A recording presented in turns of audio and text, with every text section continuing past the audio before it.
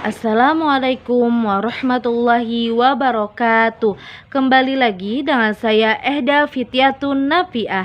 Di sini kita akan mempresentasikan mata kuliah kewirausahaan yang berjudul yang pertama adalah selling skill. Selling skill adalah kemampuan yang dimiliki oleh seorang untuk menjual produk, baik itu berupa barang maupun jasa. Selling skill sangat menentukan apa yang akan dapat diraih dan didapatkan. Sukses dan tidaknya dia dalam berbisnis secara tidak langsung juga dipengaruhi oleh bagaimana kemampuannya dalam menjual produk yang dimilikinya. Untuk menjadi pembisnis atau penjual yang sukses, bukan hanya selling skill saja yang mesti dikuasai, namun juga beberapa hal yang harus dikuasai. Selling skill ini menjadi poin selanjutnya yang hendaknya dikuasai. Dalam hal ini kita akan tahu bagaimana menjual satu produk dengan baik menggunakan teknik probing. Teknik ini dipakai untuk mencari tahu, menyelidiki, menggali informasi, serta kebutuhan prospek dengan cara mengajukan bermacam pertanyaan kepada calon pembeli atau yang disebut sebagai prospek. Dengan selling skill yang baik, maka seorang penjual akan dapat menangani konsumen, baik perorangan maupun organisasi, secara maksimal. Yang selanjutnya adalah customer service. Berbagai jenis pekerjaan yang kita tekuni memang membutuhkan komitmen dan penguasaan tugas. Seperti halnya customer service, pasti kamu sering menemukan pekerjaan ini di berbagai bidang perusahaan, mulai dari bank, hotel, perusahaan, transportasi, dan jasa lainnya. Tapi, apa sebenarnya tugas dan tanggung jawab dari customer service? Sebelum mengetahui apa tugas dan tanggung jawabnya, kamu perlu ketahui terlebih dahulu arti customer service itu sendiri. Customer service adalah sebuah pekerjaan yang melibatkan kepuasan pelanggan, baik itu dari segi pelayanan, juga solusi dari sebuah masalah. Pelayanan yang diberikan kepada klien, nasabah, atau pelanggan biasanya berupa informasi lengkap mengenai pertanyaan yang diajukan oleh pelanggan dan juga solusi dari keluhan atau masalah yang dihadapi.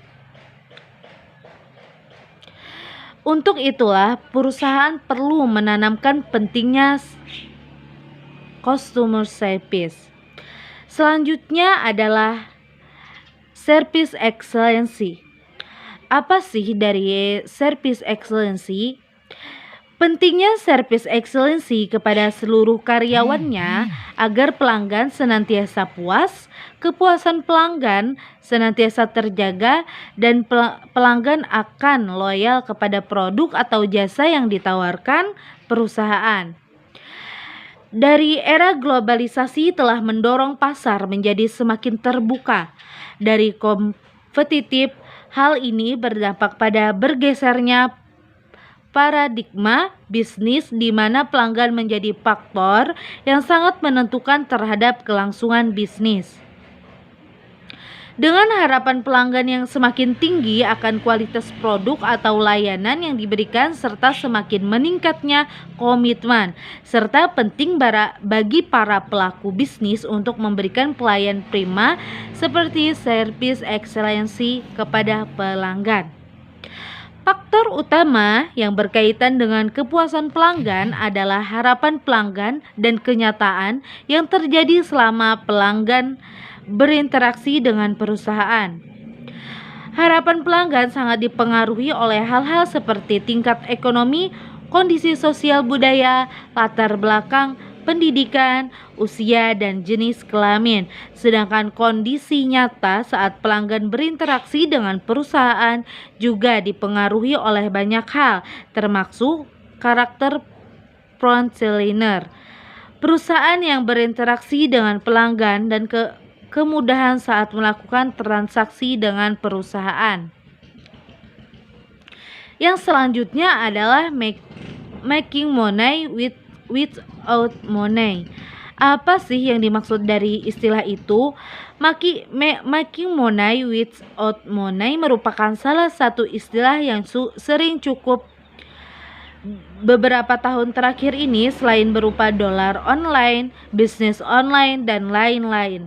Istilah ini memiliki arti bahwa mencari uang tanpa uang dan bisa mempunyai makna terbuka usaha tanpa modal.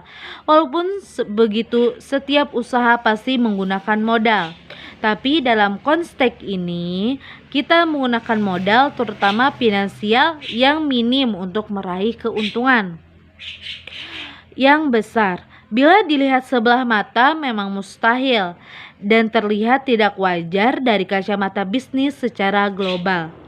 Namun di making money without money ini bekerja secara normal, namun dengan trik dan langkah kerja yang di atas normal. Salah satu cara untuk mendapatkan uang tanpa modal yaitu dengan bekerja kepada orang lain. Oleh karena itu tidak perlu mengeluarkan modal berupa uang. Namun kita cukup mengeluarkan tenaga dan pikiran saja dari hasil keringat dan kerja keras. Cara ini bisa dilakukan di mana saja dan bagaimanapun saja. Dari seorang tukang sapu, cuci piring maupun menjadi seorang manajer dan pemimpin perusahaan. Mungkin itu saja yang saya presentasikan.